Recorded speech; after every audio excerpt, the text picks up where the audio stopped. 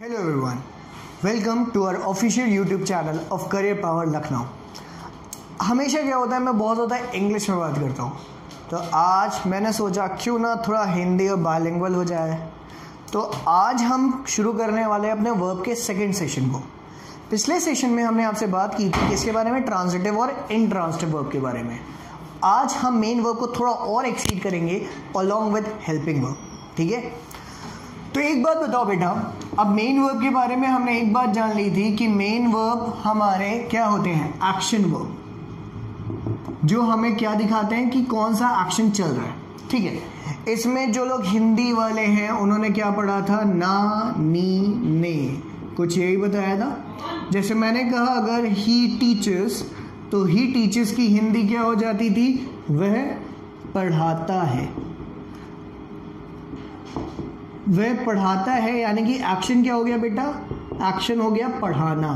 अब पढ़ाना की एंडिंग में क्या आ रहा है, ना, तो ना, नी, ने क्या देता है, मेन वर्ब। तो यहां से हम तुमको एक लॉजिक फिर से याद कराना चाहते हैं, ना, नी, ने।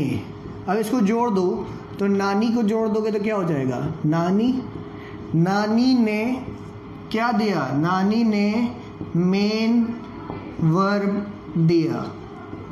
नानी ने क्या दिया, नानी ने मेन वर्ब दिया। यानी कि अल्टीमेटली याद हो गया कि जिनमें हमें क्या साउंड दिखाई दे, ना, नी, ने, ये हमारे क्या होते हैं, मेन वर्ब। आज इसके थोड़ा सा आगे बढ़ते हुए अभी हम बात करेंगे कि मेन वर्ब की कितनी फॉर्म्स होती है। जैसा कि हम सब जानते हैं कि मेन वर्ब की 4 फॉर्म पढ़ाई जाती है, आपको कहीं कहीं 5 भी पढ़ाया जाता है। तो यार मैं उन 5 वालों में से हूँ, 4 वालों में से नहीं हूँ, क्योंकि 5 वाला मेरी समझ से ज़्यादा सूटेबल बनता है, उससे कन्फ्यूजन खत्म हो जाती है। जैसे कि वर्ब की फर्स्ट फॉर्म, वर्ब की सेकंड फॉर्म, वर्ब की थर्ड फॉर्म, वर्ब की आईएनजी फॉर्म जिसको फोर्थ फॉर्म भी कहा जाता है, और वर्ब की फिफ्थ फॉर्म जिसको हम कह सकते हैं एस या ईएस फॉर्म।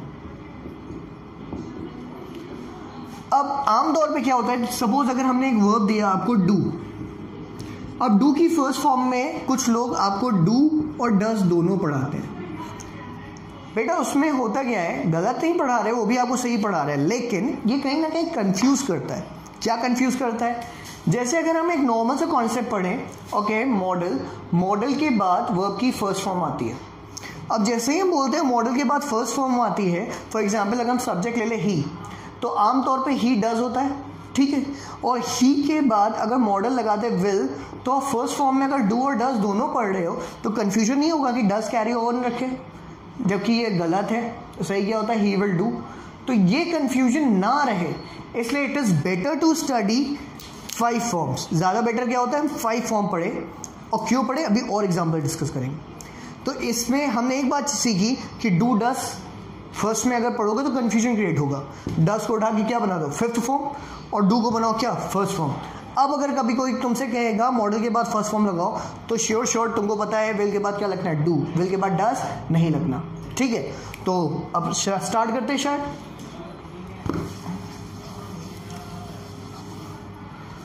तो डू हो गई फर्स्ट फॉर्म, डिड हो गई सेकेंड फॉर्म, डन हो गई थर्ड फॉर्म, डूइंग हो गई आईएनजी या फोर्थ फॉर्म, और डज हो गई फिफ्थ फॉर्म। फिर एक और एग्जांपल लिया, कंप्लीट। कंप्लीट का हो गया completed, then again completed, then completing, then completes. बेटा अगर गौर करो, कंप्लीटेड सेकेंड भी है, थर्ड भी है।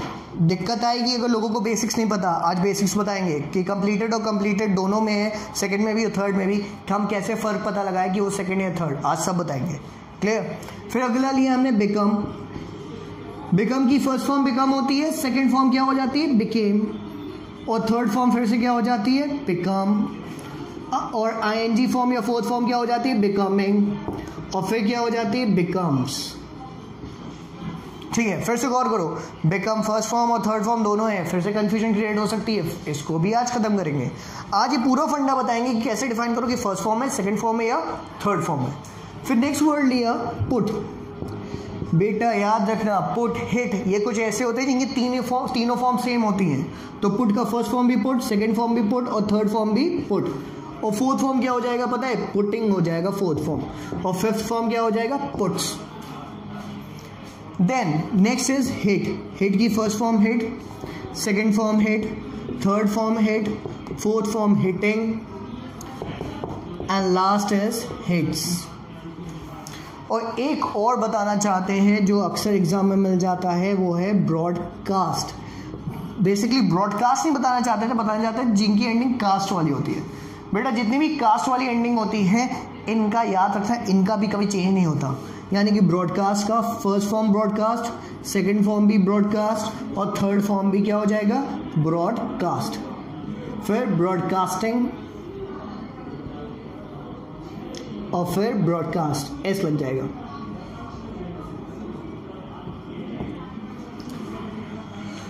तो ये हो गई हमारे कुछ एग्जाम्पल फॉर्म्स के। कौन कौन सी फॉर्म्स के, first form, second form, third form, ING form और फिफ्थ फॉर्म। तो इन ऑल अगर हम ध्यान दें, मेन वर्ब में हमने क्या क्या पढ़ा, पहली बार हमने पढ़ा था मेन वर्ब में कि बेटा मेन वर्ब वो होते हैं जो एक्शन डिफाइन करते हैं, एक्शन डिफाइन करते हैं। और इनको हिंदी मीडियम वाले यानी कि यूपी बोर्ड वाले बेटा ध्यान से अगर याद करो, तुमको बचपन में पढ़ाया गया था जिनकी एंडिंग्स क्या दिखती थी, नानी ने। तो नानी ने क्या दिया, नानी ने मेन वर्ब दिया। मतलब मैं चलता हूँ तो चलना क्या है, मेन वर्ब, क्योंकि एंडिंग में क्या आ रही ना। मैं बोलता हूँ तो बोलना क्या होगा, मेन वर्ब, एंड में क्या आ रहा है ना। तो जिनकी एंड में ना आता है वो तुम्हारे मेन वर्ब होते हैं। फिर मेन वर्ब में बताए थे मेन वर्ब ट्रांजिटिव होते हैं या इंट्रांजिटिव। हिंदी में बोलते हैं सकर्मक क्रिया और अकर्मक क्रिया। ट्रांजिटिव कब होते थे, जब उनमें क्या आता था, सब्जेक्ट और ऑब्जेक्ट दोनों। और इंट्रांजिटिव कब होते थे, जब केवल क्या आता था, सब्जेक्ट। और इनको पता कैसे लगाते थे, दो क्वेश्चन थे, व्हाट और हुम। अगर व्हाट या हुम में से किसी का भी जवाब मिलता था वो क्या होते थे, ट्रांजिटिव। अगर किसी का भी जवाब नहीं मिलता था वो क्या होते थे, इंट्रांजिटिव। क्लियर। और व्हाट से जो ऑब्जेक्ट आता था वो कौन सा आता था, डायरेक्ट ऑब्जेक्ट। और हुम से जो आता था वो क्या होता था, indirect object. Clear. The recap of the previous session. आज के सेशन में कहाँ से शुरुआत की कि मेन वर्ब की कितनी फॉर्म्स होती है, 5 फॉर्म होती है, first form, second form, third form, ING form और fifth form. Fifth form S या ईएस फॉर्म। ये फॉर्म हमेशा किसके साथ यूज होती है, सिंगुलर के साथ। क्योंकि पिछली क्लास में हमने आपको ये भी बताया था कि वर्ब में अगर एस या ईएस लगा होता है तो वर्ब क्या होती है बेटा, सिंगुलर। क्लियर है। और जब भी बोला जाता है वर्ब की फर्स्ट फॉर्म तो हमेशा मान के चलना वो किसकी बात कर रहे हैं, प्लूरल वाले की। इसीलिए सिंगुलर और प्लूरल को हमने अलग अलग फॉर्म में रख दिया। तो अगर हमने कहा मॉडल के बाद वर्ब की फर्स्ट फॉर्म लगानी है तो मॉडल के बाद हम किसको फर्स्ट फॉर्म मानते हैं, प्लूरल वाले को। अब इसका एग्जाम्पल थोड़ा सा दे दे। मॉडल के बाद बोला मैंने क्या लगाना, मॉडल के बाद वर्ब की फर्स्ट फॉर्म। नॉर्मली क्या होता है, ही डज। अच्छा डज कौन सी है, वर्ब की फिफ्थ फॉर्म। और ये कौन सी होती है, सिंगुलर वाली। लेकिन जब हम बेटा ही विल लगा देते हैं तो विल क्या हो जाता है, मॉडल। और मॉडल के बाद क्या आती है, वर्ब की फर्स्ट फॉर्म। तो वर्ब की फर्स्ट फॉर्म अगर मॉडल के बाद आती है तो यहाँ पर डू लगाए या डज लगाए, तो आंसर है डू लगाए। क्लियर है। तो याद रहे कि मॉडल के बाद हमेशा फर्स्ट फॉर्म, और फर्स्ट फॉर्म किसको मानते हैं, प्लूरल वाले को। इसीलिए हम लोग मानते हैं कि बेटर क्या होता है, 5 फॉर्म पढ़ो। 4 फॉर्म पढ़ोगे कंफ्यूज होगे, सिंगुलर लगाए या प्लूरल। अगर सिंगुलर को उठा के एक अलग फॉर्म बना दोगे तो ये कंफ्यूजन क्या हो जाएगी, खत्म हो जाएगी। क्लियर है। तो आज से बेटर क्या होगा कि हम कितनी फॉर्म्स पढ़े, 5। फर्स्ट वाली का जो सिंगुलर और प्लूरल होता है उसका सिंगुलर उठा के कौन सी बना देंगे, फिफ्थ फॉर्म। सेकंड सबको पता है पास्ट फॉर्म होती है। थर्ड फॉर्म पास्ट पार्टिसिपल वाली, ING form. Last fifth form that is S और ईएस। इज इट क्लियर और नॉट। अब यहाँ से हमारा मेन वर्ब का मसला खत्म हुआ, क्योंकि इसके आगे का जो मसला है उसके लिए हमें बेसिकली ज़रूरत किसकी पड़ती है, हेल्पिंग वर्ब की। तो अब बेटा हेल्पिंग वर्ब पर आते हैं। ये चार्ट बना रहेगा क्योंकि इस चार्ट की भी रिक्वायरमेंट है। अब बेटा एक बात बताओ, अगर हम तुमसे हेल्पिंग वर्ब की बात कर रहे हैं, हेल्पिंग वर्ब जिसको बेसिकली कहा क्या जाता है, ऑक्सिलरी। ये जो ऑक्सिलरी वर्ब होती हैं ये भी 2 होती है। एक होती है प्राइमरी ऑक्सिलरी और एक होती है मॉडल ऑक्सिलरी। प्राइमरी में आते हैं 3। पहला टू बी फॉर्म, दूसरा टू डू फॉर्म, तीसरा टू हैव फॉर्म। मॉडल में आते हैं आपके will, would, shall, should, can, could, may, might and so on. ठीक है। अब बेटा ये जो डिफ्रेंशिएट किया गया प्राइमरी और मॉडल को, ये क्यों डिफ्रेंशिएट किया गया? पहला सवाल तो यही आता है कि बेसिकली डिफरेंस क्या होता है प्राइमरी और मॉडल में, जिसकी वजह से हमने इनको 2 पार्ट में डिवाइड किया। आज उसको पहले स्टडी करते हैं। अगर हम तुमको एक एग्जांपल दें, एग्जांपल है वही वाला ही टीचेस, दूसरा एग्जांपल दिया ही इज टीचिंग, और तीसरा एग्जांपल दिया ही इज अ सिंगर।